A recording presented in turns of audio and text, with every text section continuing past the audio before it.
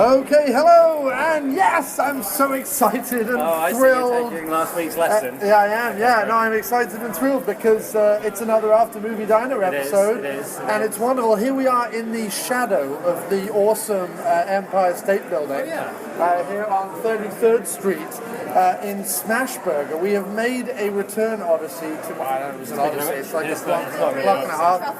Thank you very much. That's look at that! You guys aren't waiting for anything else, right? No, that's it. Thank you. Oh yeah, sure. Thanks very much. Wonderful. Are you sharing my fries, Chief? No, I'm okay. You sure? Yeah, Go on. I'll put them up there. We can share. All right, okay. So we're in the Smashburger under the shade of the Empire State Building. We've just had our food delivered. We were here for Bone Tomahawk. Yeah, we were, Right? Yeah. Which was a fun episode, I think. Yes. This time round, we could not watch the film together. No. Because of our busy schedules. Your busy schedule. My schedule was wide open. Except last night it wasn't. Had it been open last night... Oh, well, because the footy was on. Right, the footy was Right, on. yeah, fair enough. Yeah, Right. fair point. So it's both our schedules. Yeah, all right. I admit mine All right, is I busy, do have things going on in my life. but you have stuff going on as well. Yeah. Well, other people have things going on. I just watch them on the television. Right. Other people are doing things like Yes. exerting themselves and Right. earning money. Achieving goals. Literally, in the case of football. Sport joke. Sport joke. Sport joke. Is that the first sport joke on the After Movie Diner? Probably. No. Well, on the After Movie Diner. Dr. Action and I did some Oh, I'm sure. sports I'm jokes. sure some obscene, Yeah. sports related. No, because his team, Leicester, is climbing the That's right. Premiership. Not climbing. What? They've clung. No, but It has been climbed. they've almost won the Premiership. Yeah. Right. And so I said, if they do, will Mrs. Action wear a Leicester FC uniform while certain carnal things are happening? There was always going to be carnal. It was always going to be carnal. And then there was a lot of jokes about like handball and dribble technique and all that.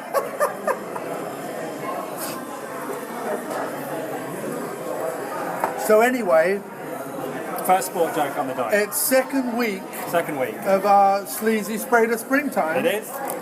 So named by my co-host, Mr. Jim Wallace, who you very is here with me again.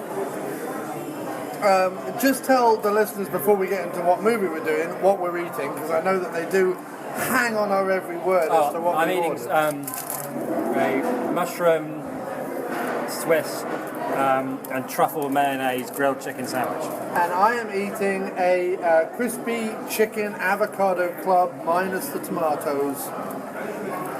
Dig it? Right, and we got the rosemary and garlic Oh yeah, fries we got down the below. nice fries. Yeah. Oh, we're doing all right. Well, they're very, very, very well. Yeah. Which is more than could be said for me Having during sat watching through- that movie. Right, what was the movie, James? Tell us all. The movie that we saw was called Dream Lover. And what we like to do is we like to advise you, before we even start talking about it, on whether you should or should not watch this film. And I think, and I'm just speaking for myself here, Right. for the love of God, don't watch this film. No, I would have to strongly and wholeheartedly agree. Despite it being James Spader, despite it being James Spader at his most man who fell to earth, like an alien who just landed amongst humans who doesn't quite understand how shit works. That's true. That's a good. Oh, but Despite it being Spader, the only reason to watch this, I would say, is for Mr. Skin fanatics. If you want a brief glimpse of Madchen Amex Bush. Did you know, right? Having looked into this briefly, That's the first mention of Madchen Amex Bush on the After Movie Diner as well. it is. Yeah. Although, anyway,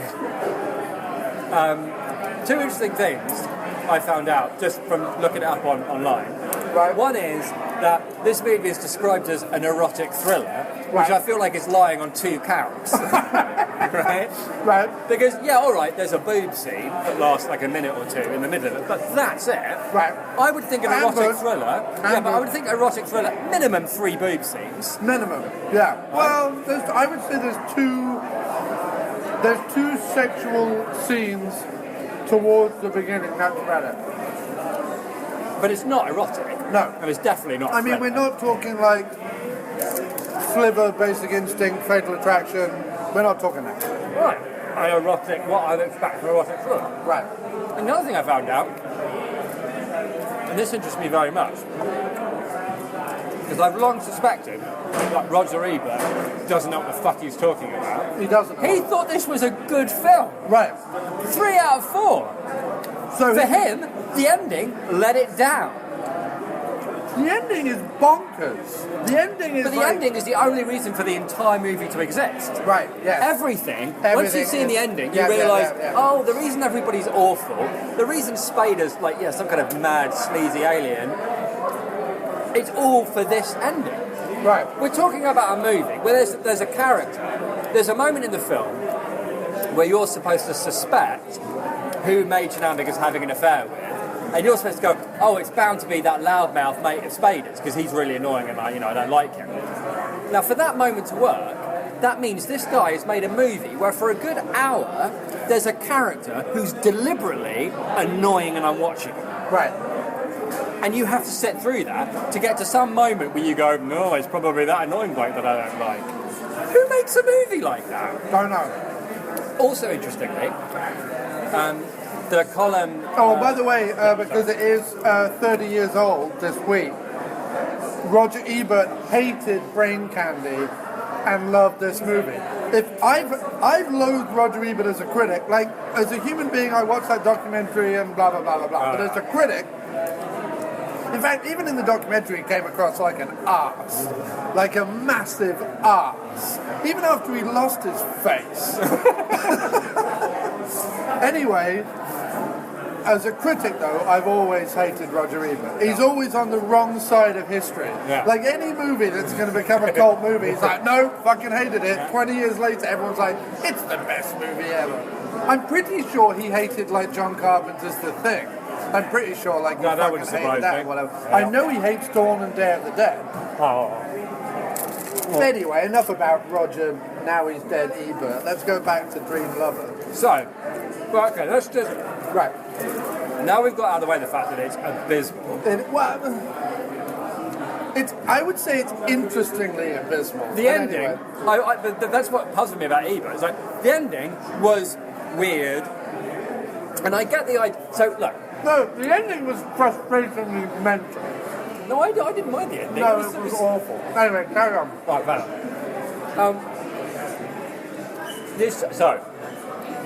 we'll also go back to... Did you read the Hammer column this week? I haven't read it yet, no. Oh, okay, fine.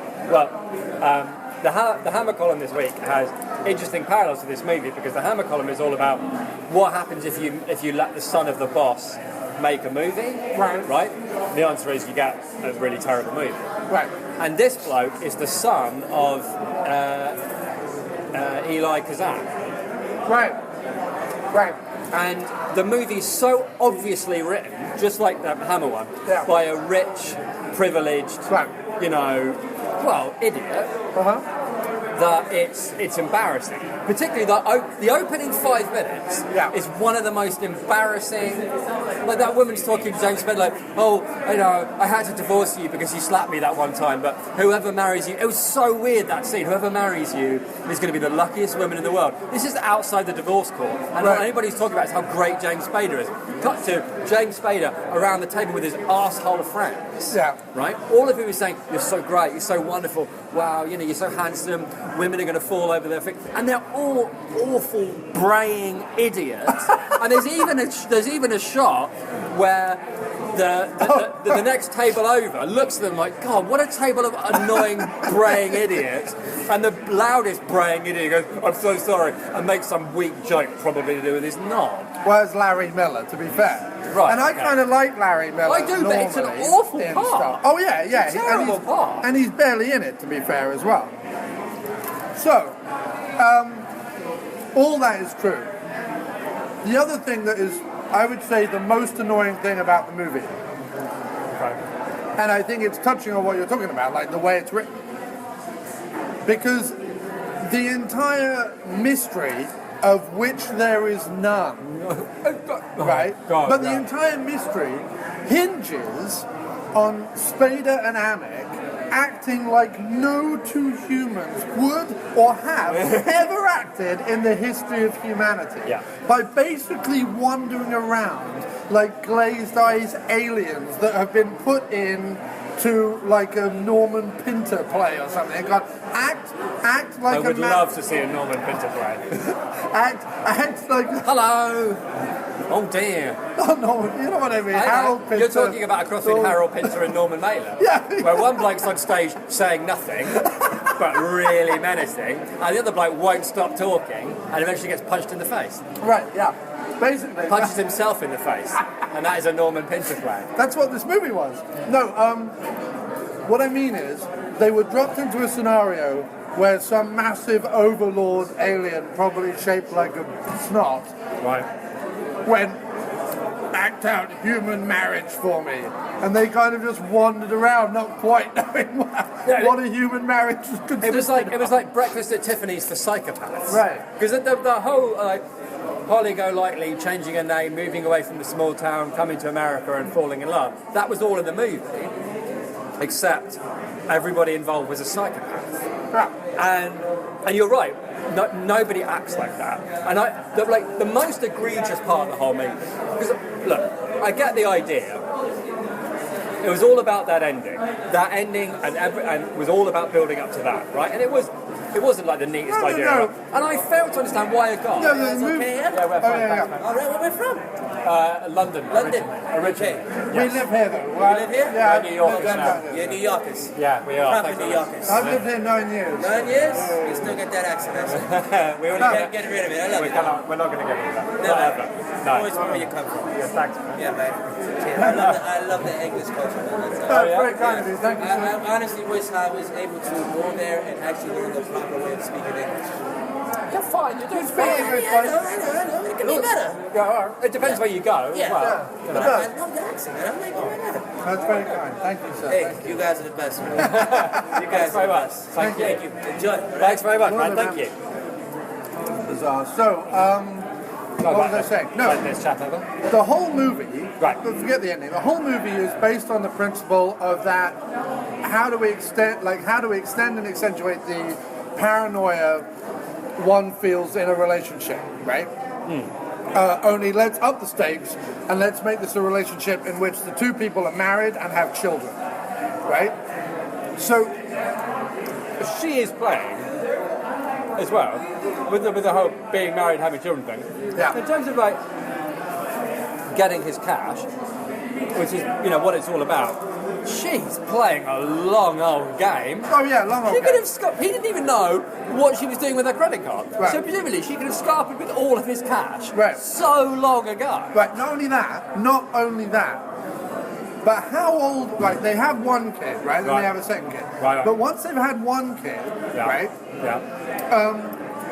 And then, like, they've been together a while and the kid's a little bigger and whatever. It's only then that he's like, wait a minute, who are you again? Like, Yeah. it's only then that he starts so wait a minute, they're together almost, well, even the shortest amount of time, but let's say they're together 18 months, right? For the kid to be born, like, for her to have sex, get married, have the kid, and then for the kid to be like 8 months to a year old, right? Right. That whole time he suspects nothing. Right. And then because some woman bumps into her in a diner and goes, wait a minute, are you Cece from Texas? Which is quite so frankly weak. makes no sense. It's so whatsoever. weak. Right? And then instead of mentioning I've been to lots of. She's been. Right. Let's not forget. She's been to 3 places in her life. Yes. She's been to the Texas place, Uh-huh. New York, and LA. That's it. I've been to lots of places. Lots of places. Right. Nobody in any of those places No. has ever come up to me and said, "Are you that guy from that place that I know you from?" Ever. Ever. Right. The odds are ridiculous. It's ridiculous. Also, how come when he goes back to that town to ask them all about Major Namek, they all go, "Oh, like the wall of silence around Major Namek. And the audience is supposed to go, ooh, what's this wall of silence? Answer, nothing. There's no wall. She just moved away and changed her name. The end. It's not like, oh shit, if we talk about Major Namek, she comes back and cuts our legs off. Right. So why is nobody saying anything? Answer, no reason at all. So the most frustrating thing ever is that... God, it's a long list for this film. Oh, it is. Is that for an hour of this movie, maybe more, it goes, Spader suspects, Spader suspects. Yep, we're all good. Thank you so much. I swear I've never been in a fast food joint. I've been asked pleasantly and wonderfully and lovely and very supportively how I'm feeling after they've already got our money and whatever. Well, that guy that clearly was walking past us and heard us praying in an English accent, and he really likes the English accent. So I went to say hello. Right. So anyway, I wish him well in his travels, hopefully one day to England. Me too. But he talks fine, doesn't need to learn anything. No, so I agree, anyway, it's fine. But the most annoying is for an hour, Spader suspects Mansion Namek through a mixture of paranoia and actual evidence. Right. Right? Hello, gentlemen. Hi. How you guys doing today? We're doing very well, thank you very much. Oh, okay. So can I tell you guys about our survey? Not right now, thanks, man. Not right now, man. Sorry, we're just in for lunch, so we're just having a quick one. Wow. Now it's officially getting annoying. Right, well, it's because we're in a tourist area and everyone thinks we're tourists. Oh, that's right, yeah. Downside of doing it in the shadow of the Empire State Building. Sounds good for the podcast. In practicality, nobody will leave you alone. Right, so, well, I've been saying this 3 times now, right? What, the word so or this actual point? Spader suspects Mansion Namek. Well, yeah, you have said that, I think. Right? Yeah. Based on suspicion and actual evidence. Presents actual evidence to Mansion Namek. She went, oh yeah, you caught me, I did change my name, I did move, this did happen, those are my parents, blah blah blah blah blah. Like admits it all, right? Yeah. Spader goes, oh okay, I'll fall in love with you again. Has another child, right? Second child, right? Life apparently has moved on and everything is wonderful. Right. Suddenly, more suspect, blah blah blah blah, evidence. Oh yeah, no, I did that too. Actually, I think I know. So hang on, it keeps going, right? Right. Then, Yeah, no, we're fine. Thanks, man. Thanks. God, no, this is actually irritating me. I'm trying really hard to be nice to the people of Smashburger, but at this point they need to leave me the fuck alone. I'm sitting not bothering anybody else. Which is a first, actually, for you in a restaurant. Yeah, I'm not even really bothering... Normally you're howling, do you know what I mean? Yeah, I'm not really bothering you Taking off your Mac. So anyway, halfway through the third act, it's not even the whole third act, halfway through the third act, suddenly Spader is put into like a mental institution, and then the whole thing just changes fucking gear and becomes this, is he crazy, isn't he crazy, has he been committed for the right reason, hasn't he been committed for the right reason, is he going to get out, is she going to get a comeuppance, what's going to happen, blah blah blah blah blah. And at the very end of the movie, the writer comes up with a tiny little twist, right, based on the law, basically. Based on the law. Based on other movies' ideas of how the law works. Right. No, totally. No, completely. Based on how other movies' ideas of the law. If you're insane, you get away with murder. You get away with murder. No. No. I'll be out in a year. No. However, no explanation whatsoever about what happens to his kids, what happens to the couple that are breaking up because her husband is bonking Mansion Namek. Not only that, but a revelation that they've been fucking for like 3-4 years. And you're like, what? Right. So every Wednesday you're going to run off and do this thing because you want a bit of money, and the guy you're bonking has money. But worse than that, when he, like right near the beginning of their relationship, she has like, a mysterious bruise, right? And then it's like, all through the relationship, she's a bit clumsy. What's the mysterious bruise? So the question being asked to the audience is, where are the mysterious bruises coming from? Well, the answer is she gives herself mysterious bruises so that in 5 years' time, when her terrible, terrible plan comes to fruition, she'll go, psychologist goes, actually, she's had bruises for a long time and she told me it was the husband. And you were supposed to go, oh, how clever. No, how psychopathically dull-brained of you to give yourself bruises, to hurt yourself, in order that in 5 years' time you can take money that, as you point out, you already have. Yeah. Not only that, just divorce him, because also at the beginning of the movie he's like, oh, she can have whatever she wants. I won't contest the divorce because I'm fucking great. That bit, which was weird. And also, what's with the dream? The no, dream hang on, we'll get onto that in a minute. The dream thing was bad, but. The thing that frustrated me the most about this movie throughout its running time was that the writer went, if I just leave vast sections out, it'll add mystery and people will go with it. No. Like, the court case, the phony court case, they hold in a mental institution, which I wish the judge also goes, listen, I want to believe you. Yeah. I do believe you. You seem like a great guy. It's like, no, he seems like a psychopath in a mental institute. In a which, even though this is all bollocks, all the bollocks evidence that you're looking at clearly points to Spader being a psychopath. So what are you giving us the whole, like, well, I think you're a reasonable guy, but you can't... And then when he goes, well, what about these... visits to the hotel on your Visa card every Wednesday that indicate quite clearly having an affair. Oh, I lost my Visa card. And the judge goes, compelling. No!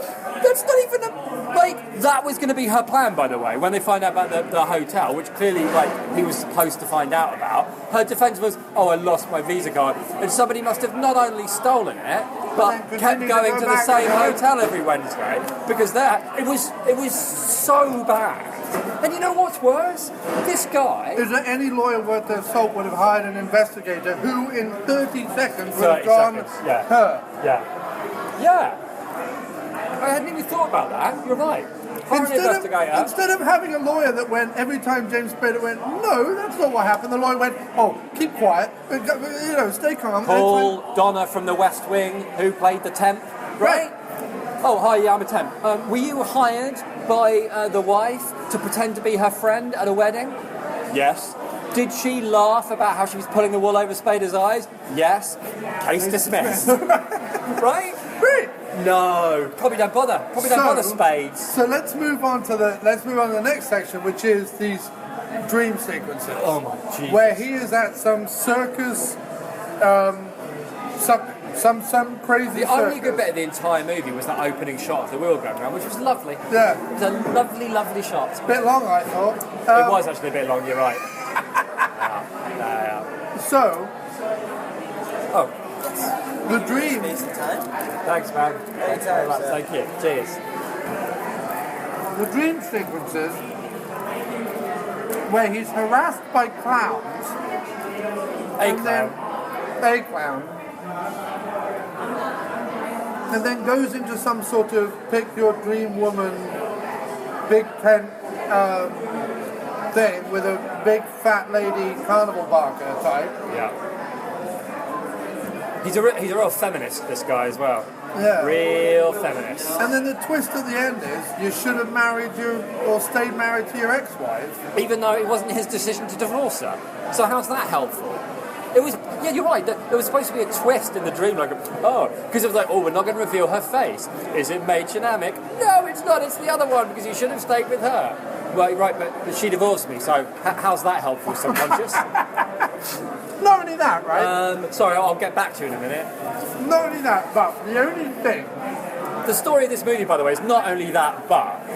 You know what I mean? There's so many things you can say. Not only that, but even more ridiculous and painful. The only way I would have bought it... Right. Or the only way it could have been even remotely interesting and saved itself... Yes. Would have, and the only thing that would have explained the dream sequences, which by the way remain completely unexplained by the end of the movie. Right. And that is if it was revealed that Spader was crazy. So in other words, if you set this movie up like I Don't Know Who I Married, like that Goldie Hawn Deceived movie with her and John Hurt in it or whatever.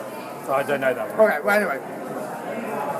there was a whole rash of movies that came out like the end of the 80s, early 90s, where it was like either fear of getting sexually involved with someone, as in like Fatal Attraction or Basic Instinct, or the guy I married ended up being an axe murderer, or I'm secretly married to a spy, or the woman I married is, really a cattle fucker or something. I have no idea. But like, there was always a bunch of 90s quote-unquote thrillers that they could like put a couple of semi-famous faces in, pump out for $5, and here it is on the shelf of Blockbusters. Right? You could have written one that was like that, with all the yuppie veneer that this one had and Fatal Attraction has and all the rest of it, that's leading you to believe the whole way through that it's the woman that's crazy because she lied about this and she lied about that and blah, blah, blah, blah, blah. But actually the flip is true and actually he's crazy. It wouldn't be the best movie ever, but it would at least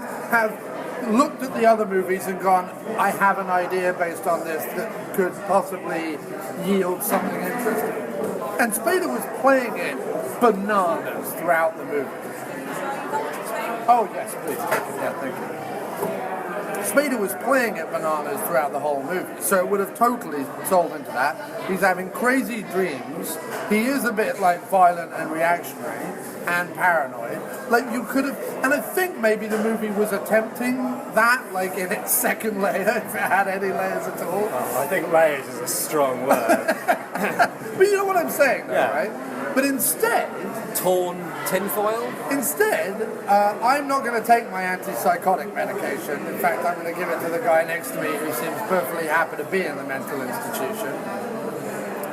And when my wife, who's insane psychopath, who's been fucking one of my best friends and wants to take me for all the money I have, inexplicably shows back up at the mental hospital, even though she doesn't have to or doesn't need to or whatever.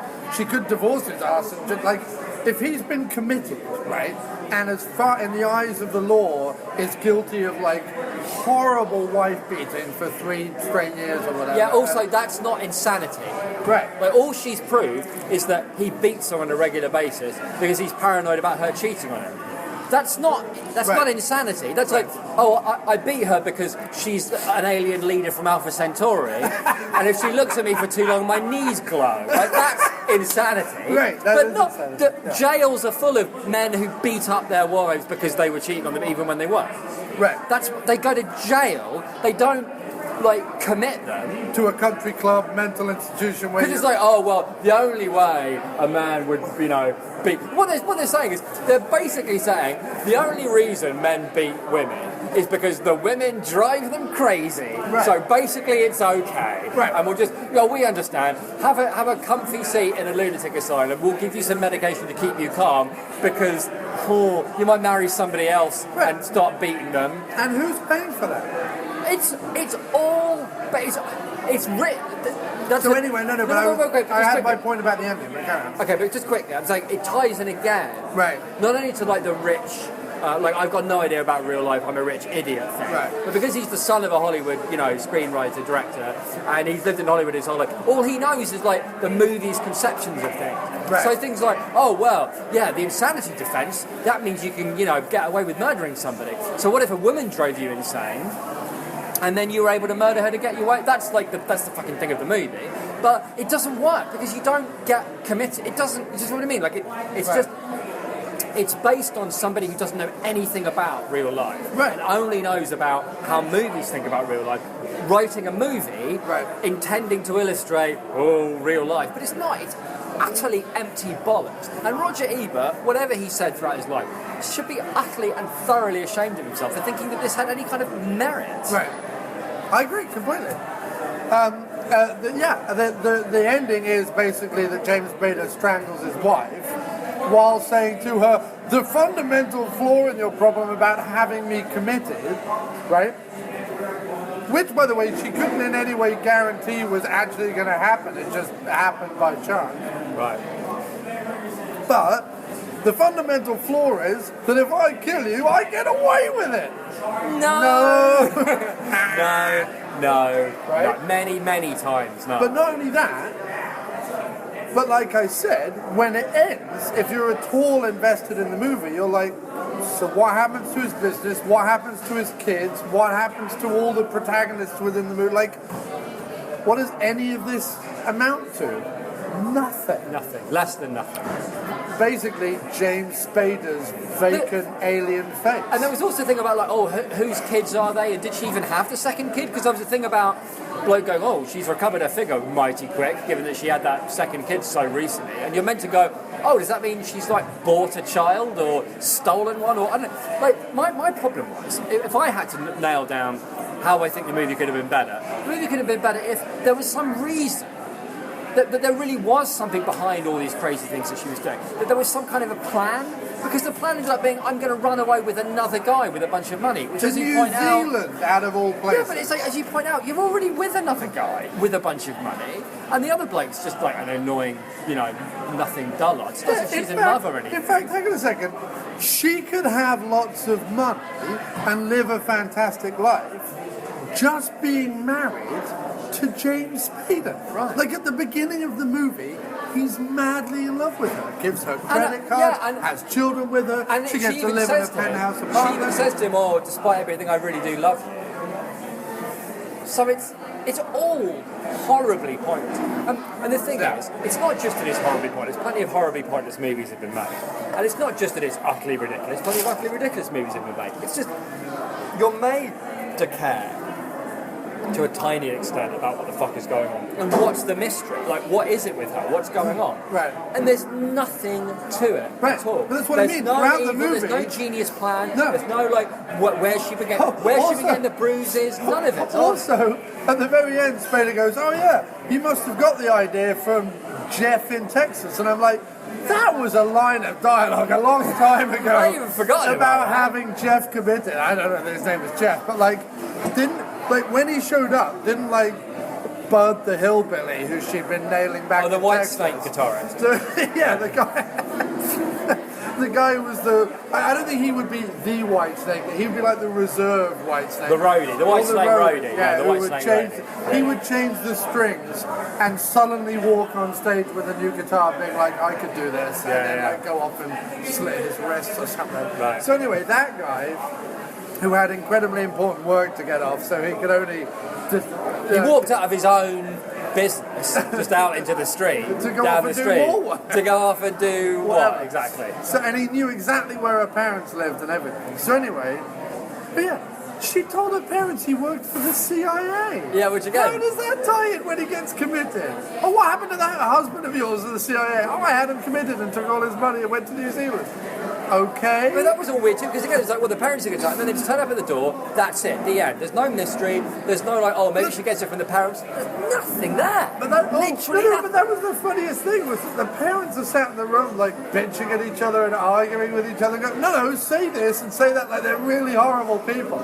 And then Spader and her go into the bedroom, right, and he goes, these seem like perfectly lovely, normal people. I'm like, no, they don't. They seem like quarrelsome, bickering, redneck So yeah, I mean, it was just awful. And Spader's only in it. One of the many reasons it's so weird. No, actually, scratch that. Spader makes the film weird rather than just flat out bad, because they've hired him just for that final scene.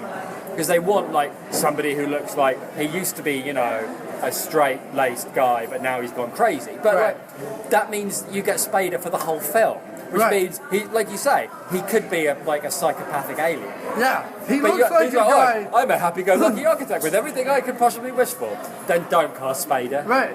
Because Spader looks like, I think about killing animals. He walks throughout the movie in a series of black V-necks, polo necks, and shirts. Right. Also, weirdly, throughout the whole movie, they both wear exactly the same thing. She wears a succession of beige dresses with those fucking pearls she never even takes off. And she doesn't even take the pearls off during sex, which is just weird. And then secondly, he spent the whole movie in beige slacks and a black shirt of some kind. Anyway, he walks around literally like an alien face discovering humanity for the first time. While wearing a woman's tights. While wearing... He's like, like all the way through, like, I'm wearing your tights under these chinos. Yes, exactly. Like he's wearing women's underwear. Like, did we get that expensive building contract? Oh, tights. It's so weird. And at the same time, an alien who has realised halfway through that the human race is not worth saving, and therefore he may as well just exist on this plane of utter ennui and psychoticness. Anyway, so we should give it a sleaze scale. I mean, the movie is a 1 out of 5. It's fucking awful. Don't bother seeing it. But on a sleaze level, Spader is, I mean... I don't know if I necessarily... I mean, I think you're right. He seems like he's from another planet. And he's not really... he doesn't seem to be enjoying himself very much. No. I feel like a big part of Spader's sleaze is how much he enjoys, in a disgusting way, pretty run-of-the-mill thing. So, I mean, James Spader sitting on a bench with a, like, expression, like he's being sleazy. Right. The bit that I would give, like what did we call it? The sleaze watch? Sleazometer? Sleazometer. There was a bit, which I can't figure out if it was a mistake or not. I'm assuming it was. But there's a bit where they're lying in bed and Spader is, at first glance, kissing her arm that's underneath him. And then you realise that her arm's not underneath him. He's kissing his own arm. Yeah. He's like sleazing and kissing his own arm. He's like licking his upper arm. It was really weird. Yeah. Because you're like, oh, okay, he's just... And then, no, I think that's his arm. And that was weird, the sleazing. So, far and away, also, that gets the sleaze. Any sex you have with James Spader, apparently it ends up with him resting his head on your lap, longing. Yeah. With the bed sheets just covering all your bed. It would have taken about an hour to arrange those bed sheets. It was utterly abysmal. It was abysmal filmmaking, and he never directed another film. He never directed another film. And the other thing is, apart from the dream sequences, which, by the way, I've now reassessed, I think that is a film student idea. I don't think there's any... Right. I think it's like, I'm going to put some dream sequences in here to show what a phenomenal filmmaker is. Because the rest of the movie could have been filmed in a beige room behind beige sheets, wearing beige clothing in beige town. Because it was singularly the most beige movie I've ever seen. It was extremely His apartment was beige, where he worked was beige, the clothes they wore was beige, his chest hair was beige. Also, he has the sleaziest chest hair of any actor working. There's a scene, if you want to know how bad this film is, because maybe we're making it sound interesting, like in an incidental fashion. No, we're not. There's a sequence in it, and I think you'll know what I'm talking about, where the annoying friend, Norman, is filming everyone around the swimming pool. Right? And what he does is he gives really unfunny commentary. About everything that the camera is seeing. Oh, there's Spader and blah, blah, blah, whatever. It goes on for 5 minutes. Way too long, Ages and ages and ages. And there's no jokes, it's not funny, and it doesn't lead to anywhere. It's not referenced later. Because if Norm had filmed her going to the hotel. Or something. Like, that should have been in there. What should have been in there is Norm as a joke thinks he'll follow Madchinamic and get some funny footage to show Spader because he knows Spader's been paranoid, and he actually catches her bonking the thing, and at the last minute when he comes into the phony baloney courtroom that isn't a courtroom in a mental institution, it's probably the break room, everyone else is outside shuffling about the lawn going, where's my cupcake? While this is all going on. He should have come in with the video footage and gone Hotel Chanticleer. Yeah, but it's still not... I mean, I know what you're saying. Yes, that would have been better. But it's still not good enough. Like, by a million miles. Even the matchbook of the hotel was beige. Everything... Anyway, so let's now go quickly, because I've got to look at time. But I've got 15 minutes. Okay. So now let's go, if we can, to Facebook. Can I just quickly point out, by the way, that this guy... ended up writing Fallen. He what? He wrote Fallen. So he can write the Denzel Washington... Oh, yeah. Madness. Joe Yannick talks about what great shape James Spader is in the movie Supernova. So we should have to check that out. But I'm going to add to Joe Yannick's question, which was like, which Spader incarnation would you like to bed? I'm upping that. Out of Spader characters, you have to marry one, fuck one, and kill one. It's a bit early in our Spader thing to really answer this, but... Well, I would definitely marry the Spader in Dream Lover.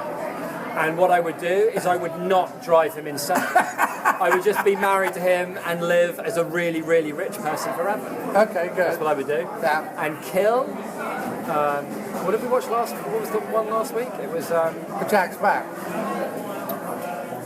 I wouldn't kill either of those. I guess I'd probably bed the go to bed with the brother, the twin brother. Which just one? For, just for the discounts on the shoes. Okay. For the shoe discount. Shoe discount. Okay. And kill. I'd probably kill Spader in the Blacklist. Why? Because it's the shittest shit that's ever shitted in Shittown. Okay. It's shit. I would kill Spader in 2 Days in the Valley because he's a psychopath. I don't remember it well enough. I'd probably marry. Which Spader would I marry? I'd marry Spader in Boston Legal. Okay. Which he ends up marrying Shatner's character, so that should work. Wait, they get married? They get married at the end in Canada, yeah. Really? Yeah, it's some legal thing, but they get married in Canada as a gay couple. Okay. And I would, I've got to fuck one now, right? Yep. I've already taken the discount shoes. That is off the table. Which Spader? Well, probably Sex, Lies and Videotapes Spader. Okay. He seems suitably... Because you want to be videotaped. No, I don't want to be videotaped. You want your spotty ass No, I don't. on no. videotape. But the only for all other eternity. ones, a crash. Well, I don't want to have to crash a car to have sex with him. Or secretary. I don't want to be beaten about the thighs and arse or forced to urinate in a wedding dress. I don't want to do any of those things. I'll fuck Stargate Spader. Oh, good call. Stargate Spader. Good call. Yeah. He'd be distracted by science. He'd be thinking about equations. All right. So if Mo says if you could snort coke with Spader, which part of the hooker would you use? The still living bit, the bit that Spader hadn't chopped off. Okay, tits. Is my answer. What's better and why? Tits is always your answer. I know. You didn't even have to think about I it. didn't know. What's better and why? Sleazy crash Spader, creepy stalkerish wolf Spader, or eccentric Ultron blacklist Spader? Well, I hate the Blacklist, but I quite liked him as Ultron. See, I hated Ultron, but I quite liked him as Ultron. And I quite like the Blacklist. See, to me, Ultron and Blacklist are kind of... they're kind of in the middle. Creepy, stalkerish wolf Spader, I quite like him, but I wouldn't want him creepily stalking me. I think they're asking which kind of Spader do you prefer to watch? Sleazy Spader, hands down. Yeah, definitely. You've got to stick to what you're good at. Crash Spader, 2 Days in the Valley Spader, partially Jack's Back Spader. He was very, very good and very sleazy in The Office, too. He was in The Office for a season. Yes. As the big sleaze. In Less Than Zero, sleazy, with an aspect of psychosis, but sleazy nonetheless. I feel like all of Spader's sleaze comes at a price of a bit of psychosis. Yeah. I think he dances the line between, I might kill you, I might fuck you. I think it's because there's so much need for sleaze. Right. He feels the need for sleaze all the time. Yes. And as a result, other bits of the brain that should have developed, just by virtue of being in society, have just been taken over by a sleaze, the spider of sleaze in Spader's brain.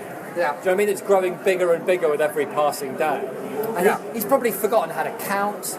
Do you know what I mean? He's probably forgotten how to drive a car. All he knows now is sleep. Yeah, every hole's a goal to Spader. It's like, you know, the sunglasses in They Live. Yeah. That's what Spader has now on all the time, except all he sees is like sleeves. Boobs and thighs and oil. And oil. Yeah. Lots of oil. Everything's covered in oil. So he gave a very interesting, around about the time Secretary came out, he was interviewed on the Charlie Rose show. Right. Quite possibly one of the dullest shows ever, and Charlie Rose really needs to, I don't know, be set fire to, or given a Viking funeral on the fucking Hudson or something. Because all the way through, and I really wanted Spader to like correct him, but all the way through he kept going, well, of course, Sex, Lies and Videotapes, which made you a star. And I'm like, he was a star for 10 years before that movie. He was in like Mannequin and Less Than Zero and Pretty in Pink. But they were all supporting roles. Right, but he was still a big star. He was as big a star as Andrew McCarthy or Robert Downey Jr. was back then. Yeah, okay, I see your point. Yeah. It wasn't like Sex, Lies and Videotapes came out and everyone went, sorry, who is this James Spader chap? But like, getting angry at Charlie Rose, it's like, No, I know. You know what I mean? It's like getting grumpy with your grandma. It's just, what's the point? So anyway, during this interview with Charlie Rose, he speaks as candidly as he can on public access, or whatever that's on. The Charlie Rose show. Yeah, about the disgusting spiders that stalk his brain. About sexuality and about, to him, the interesting parts of humanity are found within the sexuality.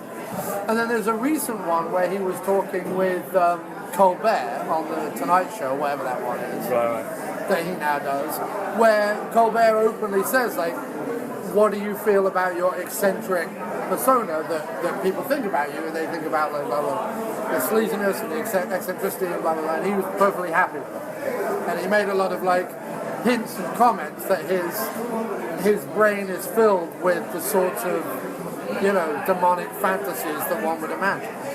Cool. Yeah. So see, Spader needs to write and direct a movie. No, if Spader wrote and directed a movie... Do you think that might signal the end of days? Yeah, it would be like Salo or The Last Days of Sodom. No. It would be like one of the... What's that film that if you watch it... You know, like in Infinite Jest, you watch the film and you die. Right. You know what I mean? Like, every frame... Yeah. You know what I mean? Like, is lethal. You only have to see one frame of a Spader movie. If James Spader and you just made drop a movie, dead. it would be like... You drop dead from too much erection. Yeah. That's what happens. It would be like necromantic meets priapic shot. Human centipede. He would have a human centipede having sex with another human centipede. Like that's... But it wouldn't even be... That would be too prosaic. Hang on, it wouldn't even be in the foreground. It would just be in the background. No, I tell you what the movie would be. The movie would be, you'd be watching it, and Spader, on screen, would be having disgusting sex with you. And you wouldn't even know how that had happened. And everybody that's watching the movie sees themselves being rogered by Spader over and over again, while he looks fixedly at the camera. Do you know what I mean? That's why he hasn't done it yet. In total silence. He's waiting for that technology to come about. Except, in total silence, except for every 10 seconds, he has a recording of a different animal's scream. Like it's an antelope, then a tiger, then a cat. And he occasionally does that lip nibble that he does, where he sucks in the lip nibble. Yeah. It's like a kind of nervous... No, what happens is, then every half an hour... Which, by the way, throughout the Blacklist, he does all of that. Like, in the Blacklist, it may as well be called Spader's lip nibble. Every half hour, he stops, yes. And then he smokes a cigarette. Right. Doing How long's the movie? Doing the lip nibbling thing, about 4 hours, doing the lip nibbling thing, and he says, when he's done with the cigarette, he looks and he goes, shall we continue? And you go, no, the movie must stop. I can't watch myself being rogered by James Spader anymore. And then he stubs the cigarette out on a picture of your mother, and then starts having sex with you again. With the screams turned up, just a little bit. Just a little bit. And that would be Spader's directorial debut. Okay, excellent. Do you know he lives in Greenwich? And it would be called I Will Never Stop. That would be the movie. The movie is called I Will Never Stop. Oh, that sounds... the trouble is for the 85% of us that would be utterly turned off by that, there is a 15%... Well, the box office would be healthy. There's a 50% of people out there who would, that would be their life. Yeah. Oh, yeah. If the numbers look good, it would be cheap to make. Hang on a second. Publicity alone. All the women in the audience would love that. That wouldn't be creepy to them at all. They'd love that. I think you might be, slightly underestimating what women want from a movie. Oh, well, all they want is that be boxed by James Spader. That's not what I said. I said the after movie diner does feminism. I didn't say that. Sports jokes. It's just Spader. And now feminism. Okay. It's just that Spader is a particular type of sexual heartthrob to the women of America and the women of the world, I would say. Really? And Even now? Yes. Even now he looks like a pickled egg? He looks a bit like you, only like I did worry about if you were larger, like if you're fatter. still quite svelte, Right. but if you were larger and your head looked more like the Mekons, then it would be. But yeah, Spader, another week of Spader. About 50 minutes into this film, I You started to were regret the cursing whole Spader. Yeah, sleaze we're fest gonna thing. do. We're gonna do. What are we doing next? What should we do next? I Well, don't know. we need recommendations. Come on, internet, email us, Facebook us. I don't really want to have to, why don't we just see what's available?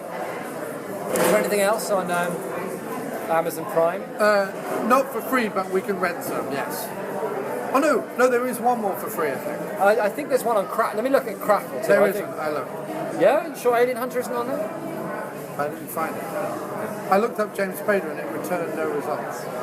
It's got a bit of a shitty search engine though. Oh, it has. It might. If I search Alien Hunter, it might come Yeah, up. have a look. It Alien certainly used to Hunter be on looks there. like the most shonkiest. Yeah, but it used to be on Crackle. But they might rotate their movies quite a lot, I guess. Okay. We can find some, dude. And I don't mind renting them for $3. Okay. It's just difficult to do if you then have to rent them as well. It'd be better. Right, yeah, we'll do them together for sure. This is just a one-off because we couldn't meet up. Right. That's fine. I'm all right coming around yours in the future. Okay, good. But yes, that was fun. And others, like, I was watching Dream Love and I was like, Jim is going to hate this, but it's going to be a funny podcast. And it was. Good call. Well, I enjoyed doing it. I Yeah, enjoyed doing the podcast a lot more than I enjoyed watching the film. of course. And Which- we're coming which- up to 1:30, which is perfect. Oh, brilliant. Okay, cool. Well, thanks very much for having me, man. It was a real pleasure, sir. And you will be back next week, I presume, For for another Sleazy Spader another Springtime. Sleazy Sprader Springtime. Well, phenomenal, yes. And that was yet another episode of the After Movie Diner in the most positive way I can possibly say that. And before we end with our usual musical delight, which of course can be found on Spotify or Bandcamp or iTunes or Amazon under the name Miscellaneous Plumbing Fixtures. That's Miscellaneous Plumbing Fixtures on Spotify, iTunes, Amazon, Google Play, YouTube, you name it. That's where my music is. Go listen, go rate, go review, go buy, go purchase, go listen, go do whatever you want to do with it. But before we go to the musical delights of wonderment, it would be remiss of me if I didn't mention, write to us, why don't you, about Spader at aftermoviediner@gmail.com. Why not send us a tweet at aftermoviediner on Twitter? Why not send us a Facebook message over at facebook.com/aftermoviediner? Why not call us at 347-669-0053 or leave us a voicemail over at speakpipe.com/aftermoviediner. Mostly, though, I would like you to support the show. And if you don't purchase and or listen on Spotify to any of the Miscellaneous Plumbing Fixtures music, you can always head over to www.patreon.com/aftermoviediner and sponsor the show. It's Patreon, patreon.com/aftermoviediner. You can either do an amount per show, the littlest being $1 or 70p if you're in the UK, the most being as much as you would like per episode of the show, but you can limit your monthly amount. So let's say you give $3 per show, but you only want to do $10 a month, and I release 4 shows. You'd only be charged $10 a month. Let's say you want to do $1 per show, but you only want to do $3 a month or something like that. I don't know. And I do 4 shows in a month. Don't worry, you'd only be charged $3. That's the way it works. Patreon.com. You decide how much or how little, depending on what you want to do. Patreon, patreon.com/aftermoviediner. And now, let me whisk you away to the world of miscellaneous plumbing fixtures for tunes aplenty. And come back next week for another episode of Sleazy Spader Springtime. Goodbye!